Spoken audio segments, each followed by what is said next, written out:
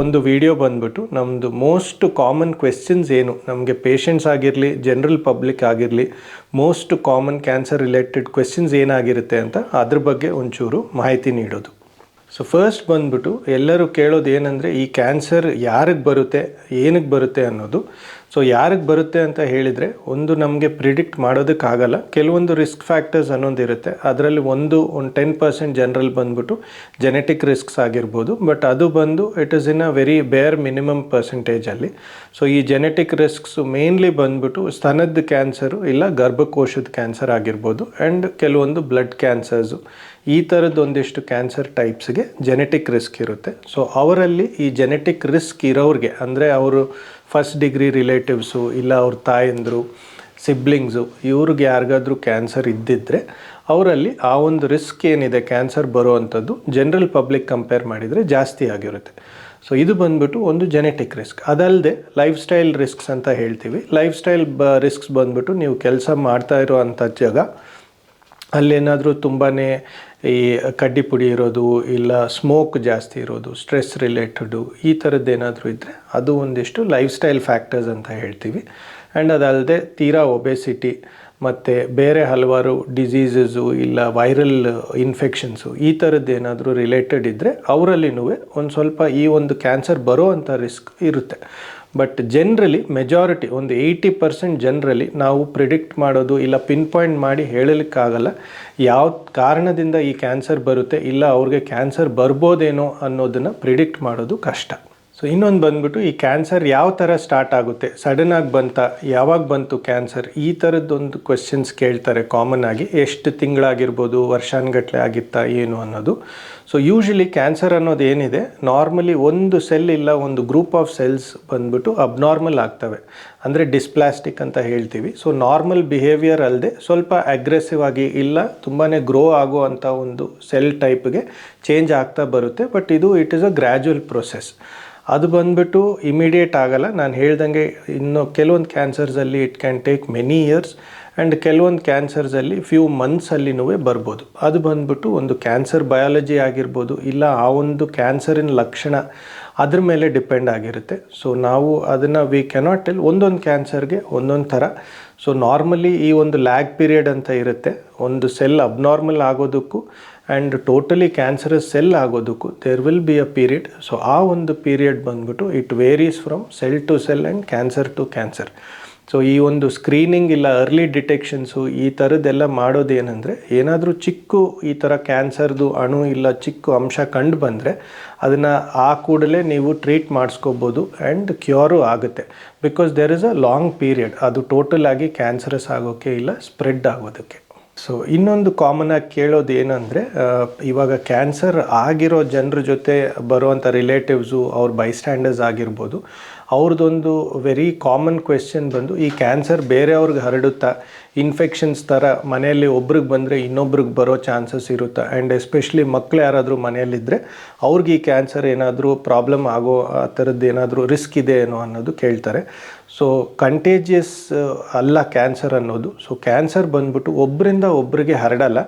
ನಾನು ಹೇಳ್ದಂಗೆ genetic risk ಏನಾದರೂ ಇದ್ದಿದ್ದರೆ ಅದೊಂದು ಚಿಕ್ಕ ಚಾನ್ಸ್ ಇರುತ್ತೆ ಹೊರತು. ಬಟ್ ಆಲ್ರೆಡಿ ಕ್ಯಾನ್ಸರ್ ಬಂದಿರೋ ಪೇಷಂಟಿಂದ ಮತ್ತೊಂದು ಪಕ್ಕದಲ್ಲಿನೋ ಜನರಿಗಾಗಲಿ ಇಲ್ಲ ಮನೆಯಲ್ಲಿರೋ ಜನರಿಗೆ ಮಕ್ಕಳಿಗೆ ಇವ್ರಿಗೆ ಯಾರಿಗೂ ಯಾವುದೇ ಒಂದು ರಿಸ್ಕ್ ಇರೋಲ್ಲ.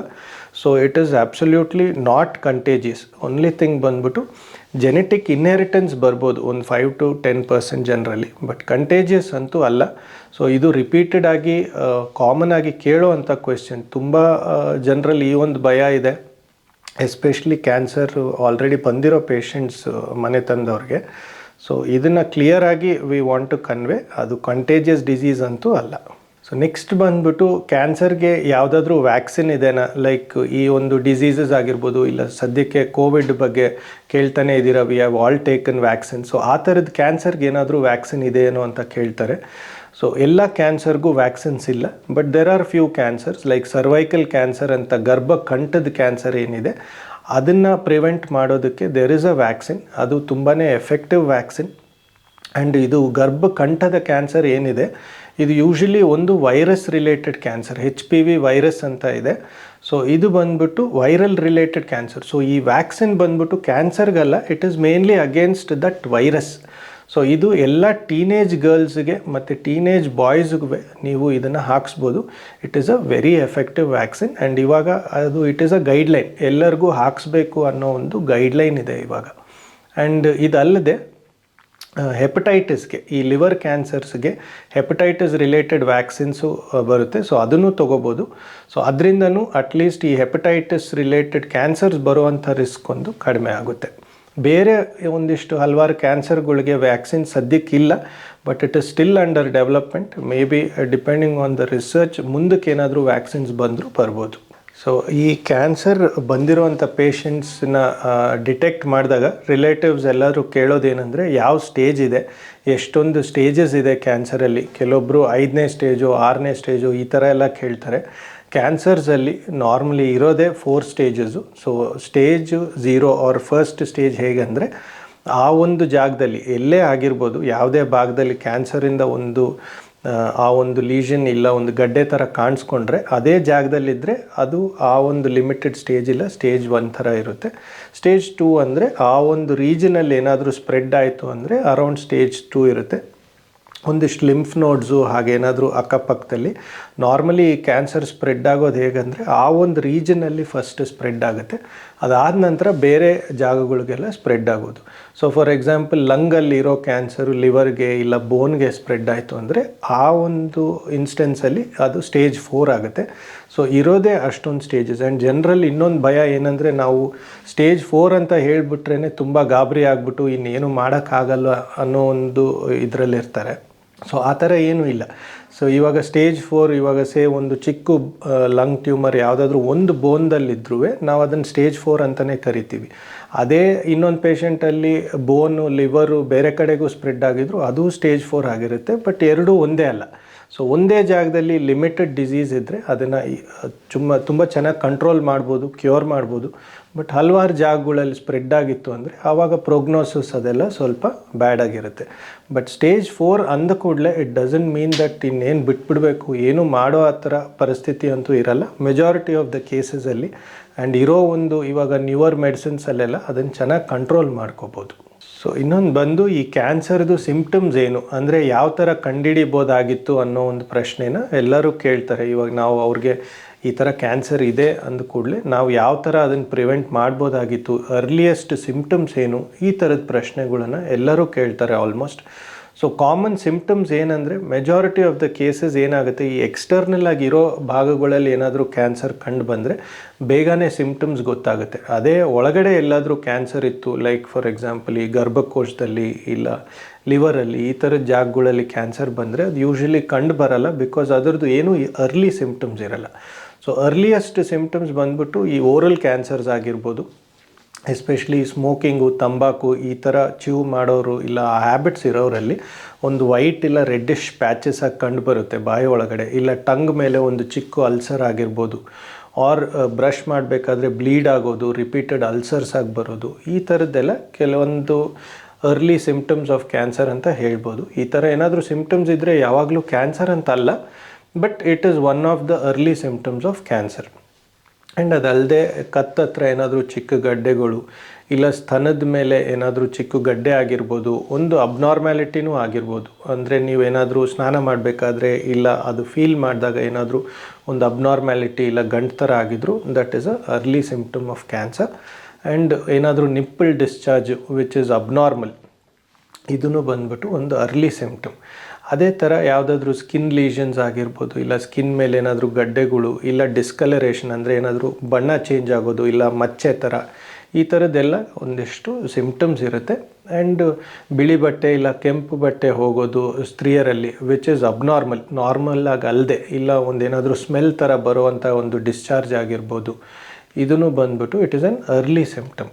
ಆ್ಯಂಡ್ ಅದೇ ಥರ ಈ ಕರ್ಲಿನ್ ಕ್ಯಾನ್ಸರ್ಸ್ಗೆ ಯೂಶ್ವಲಿ ಮೋಷನ್ಸಲ್ಲಿ ಒಂಚೂರು ಬ್ಲಡ್ ಕಾಣಿಸ್ಕೊಳ್ಳುತ್ತೆ ಮೆಜಾರಿಟಿ ಆಫ್ ದ ಕೇಸಸಲ್ಲಿ, ಇಲ್ಲ ಮೋಷನ್ ಕಲರ್ ಬಂದ್ಬಿಟ್ಟು it can be very dark.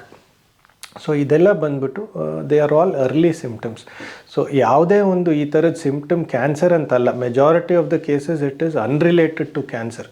But ಏನಾಗುತ್ತೆ, maybe in that minority where it could be cancer, ಅಲ್ಲಿ ಈ ಥರ ಏನಾದರೂ ಸಿಮ್ಟಮ್ಸ್ ಇದ್ದು ಬೇಗನೆ ನೀವು ಡಿಟೆಕ್ಟ್ ಮಾಡಿಸ್ಕೊಂಡ್ರೆ ಮೆಜಾರಿಟಿ ಆಫ್ ದ ಟೈಮ್ಸ್ ಅದು it will be at an early stage and cure ಆಗೋಗುತ್ತೆ. ಸೊ ಈ ಒಂದು ಫ್ಯೂ ಸಿಮ್ಟಮ್ಸ್ದು ಅವೇರ್ನೆಸ್ ಇರೋದು ಭಾಳ ಮುಖ್ಯ. ಆ್ಯಂಡ್ ಏನಾದರೂ ಆ ಥರ ಸಿಮ್ಟಮ್ ಇದ್ದರೂ ಅದನ್ನು ನೆಗ್ಲೆಕ್ಟ್ ಮಾಡಬೇಡಿ. ಎನಿಥಿಂಗ್ ಅಬ್ನಾರ್ಮಲ್ ನಿಮ್ಮೊಂದು ಬಾಡಿಯಲ್ಲಿ ನಿಮ್ಗೆ ಏನೇ ಒಂದು ಅಬ್ನಾರ್ಮಾಲಿಟಿ ಕಂಡು ಬಂದರೂ ಅದನ್ನು ನೆಗ್ಲೆಕ್ಟ್ ಮಾಡದೆ ಆದಷ್ಟು ಬೇಗ ನೀವು ಒಂದು ಫಿಸಿಷಿಯನ್ ಕನ್ಸಲ್ಟು ಒಂದು ಒಪಿನಿಯನ್ ತೊಗೊಂಡ್ರೆ ಅದು it will be detected early and ಅದು ಕ್ಯೂರ್ ಆಗೋಗುತ್ತೆ. ಸೊ ಇದ್ರದ್ದೊಂದು ನಿಮಗೆ ಮಾಹಿತಿ ಇರಬೇಕು. ಸೊ ಇನ್ನೊಂದು ಕಾಮನೆಸ್ಟ್ ಕ್ವೆಶ್ಚನ್ ಬಂದ್ಬಿಟ್ಟು, ಕ್ಯಾನ್ಸರ್ ಡಿಟೆಕ್ಟ್ ಆಗಿರೋ ಪೇಷಂಟ್ಸ್ ಆಗಿರ್ಬೋದು, ಇಲ್ಲ ಈವನ್ ಜನರಲ್ ಪಬ್ಲಿಕ್ ಅವರೆಲ್ಲರೂ ಇವಾಗ ನಮ್ಗೆ ಕೇಳೋದೇನೆಂದರೆ, ಈ ಕ್ಯಾನ್ಸರ್ ಅನ್ನೋದು ಏನಿದೆ ಕ್ಯೂರ್ ಆಗುತ್ತಾ ಡಾಕ್ಟರ್ ಅನ್ನೋದೇ ಒಂದು commonest question. So majority of the ಕೇಸಸಲ್ಲಿ if we detect early, almost all cases ಅಂತ ಹೇಳ್ಬೋದು. ಅರ್ಲಿ ಅಂದರೆ ಸ್ಟೇಜ್ 1, ಸ್ಟೇಜ್ 2 ಆ್ಯಂಡ್ ಕೆಲವೊಂದು ಸ್ಟೇಜ್ 3 ಕ್ಯಾನ್ಸರ್ಸುವೆ it can be cured. Stage 4 ನಾನು ಮುಂಚೆ ಹೇಳಿರೋ ಥರ ಡಿಪೆಂಡಿಂಗ್ ಆನ್ ದ ಎಕ್ಸ್ಟೆಂಟ್, ಎಷ್ಟು ಮಟ್ಟಿಗೆ ಸ್ಪ್ರೆಡ್ ಆಗಿದೆ ಅದ್ರ ಮೇಲೇನೂ ಡಿಪೆಂಡ್ ಆಗುತ್ತೆ ಆ್ಯಂಡ್ ಟೈಪ್ ಆಫ್ ಕ್ಯಾನ್ಸರ್ಸ್ ಮೇಲೇನೂ ಡಿಪೆಂಡ್ ಆಗುತ್ತೆ. ಕೆಲವೊಂದು ಕ್ಯಾನ್ಸರ್ಸ್ ಬಂದ್ಬಿಟ್ಟು ತುಂಬ ಅಗ್ರೆಸಿವ್ ಆಗಿರುತ್ತೆ, ಅಲ್ಲಿ ಕ್ಯೂರ್ ಮಾಡೋದು ಕಷ್ಟ, ಆದಷ್ಟು ಮಟ್ಟಿಗೆ ಕಂಟ್ರೋಲ್ ಮಾಡ್ಬೋದು. ಆ ಥರ ಅಲ್ಲದೆ ಸ್ವಲ್ಪ ಇಂಡೋಲೆಂಟ್ ಅಂದರೆ ಈ ಸ್ಲೋ ಗ್ರೋಯಿಂಗ್ ಆಗಿರ್ಬೋದು, ಇಲ್ಲ ಸ್ವಲ್ಪ ಬೆಟರ್ ಬಯಾಲಜಿ ಇರೋ ಕ್ಯಾನ್ಸರ್ಸ್ ಏನಿದೆ ಅದರಲ್ಲಿ ಮೆಜಾರಿಟಿ ಆಫ್ ದ ಟೈಮ್ಸ್ ನಾವು ಕ್ಯೂರ್ ಮಾಡೋದಕ್ಕಾಗುತ್ತೆ. And with the advent of new medicines, ಸಾಕಷ್ಟು ಇವಾಗ ರಿಸರ್ಚ್ ಇದೆ ಕ್ಯಾನ್ಸರಲ್ಲಿ, ನ್ಯೂವರ್ ಮೆಡಿಸಿನ್ಸ್ ಬರ್ತಾನೆ ಇರುತ್ತೆ. ಸೊ ಆ ಒಂದು ನ್ಯೂವರ್ ಮೆಡಿಸಿನ್ಸಲ್ಲಿ ರೆಸ್ಪಾನ್ಸಸ್ ಆರ್ ಮಚ್ ಬೆಟರ್.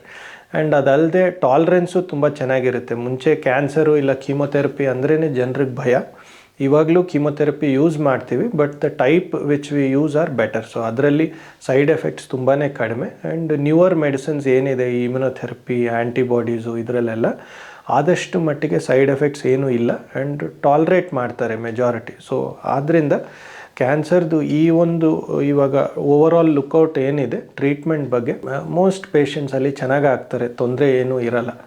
ಈ ಕ್ಯಾನ್ಸರ್ ಅನ್ನೋದು ಏನಿದೆ ಯಾವಾಗ ಟೆಸ್ಟ್ ಮಾಡಿಸ್ಕೋಬೇಕು ಅಂದರೆ, ನಾನು ಮುಂಚೆನೂ ಹೇಳಿರೋ ಪ್ರಕಾರ ಯಾವ ಥರ ಪ್ರಿವೆಂಟ್ ಮಾಡ್ಬೋದು ಅಂತ ಒಂದಿಷ್ಟು ಸ್ಕ್ರೀನಿಂಗ್ ಟೆಸ್ಟು ಮತ್ತು ಒಂದಿಷ್ಟು ಬ್ಲಡ್ ಟೆಸ್ಟ್ ಇದೆ. ಅದು ಇಟ್ ಕುಡ್ ಬಿ ಇವಾಗ ಸ್ತ್ರೀಯರಲ್ಲಿ ಒಂದಿಷ್ಟು ಟೆಸ್ಟು, ಗಂಡಸರಿಗೆ ಒಂದು ಕಾಮನ್ ಆಗಿ ಒಂದಿಷ್ಟು ಟೆಸ್ಟ್ ಇದ್ದಾವೆ.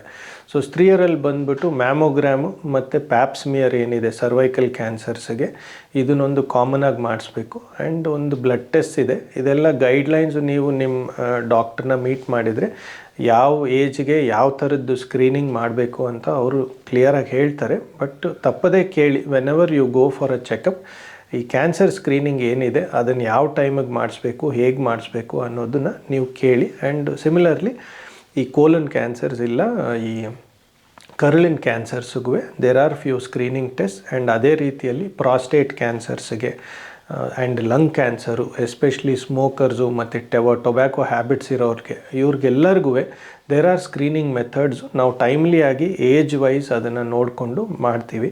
ಸೊ ಅದನ್ನು ನೀವು whenever you consult your family doctor ಆಗಿರ್ಬೋದು, ಫಿಸಿಷಿಯನ್ ಆಗಿರ್ಬೋದು, ಅವ್ರನ್ನ ಕೇಳಿ. ಆ್ಯಂಡ್ ನಿಮ್ಮ ರೆಗ್ಯುಲರ್ ಹೆಲ್ತ್ ಚೆಕಪ್ಸ್ ಏನಿದೆ ಅದರಲ್ಲಿ ಈ ಒಂದು ಸ್ಕ್ರೀನಿಂಗ್ ಮೆಥಡ್ನ ತಪ್ಪದೆ ಇನ್ಕ್ಲೂಡ್ ಮಾಡಬೇಕು. ಸೊ ಈ ಕ್ಯಾನ್ಸರ್ ಕಾಮನ್ ಕ್ವೆಶ್ಚನ್ಸ್ ಬಗ್ಗೆ ಒಂದು ಸ್ವಲ್ಪ ಮಾಹಿತಿ ತಲುಪಿದೆ ಅನ್ಕೋತೀನಿ. ಸೊ ವೀಕ್ಷಕರಿಗೆಲ್ಲರಿಗೂ ಧನ್ಯವಾದಗಳು.